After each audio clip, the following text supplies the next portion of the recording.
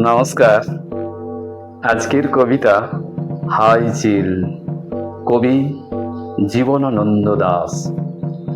High চিল, সোনালি ডানার চিল, এই ভিজে মেঘের দুপুরে তুমি আর কেঁদো নাকো উড়ে উড়ে ধান সিঁড়ি নদীটির পাশে।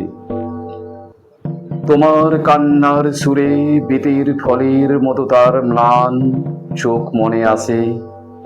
পৃথিবীর রাঙা রাজকন্যাদের মতো সেজে চলে গেছে রূপ নিয়ে দূরে। আবার তাহারে কেন ডেকে আনো?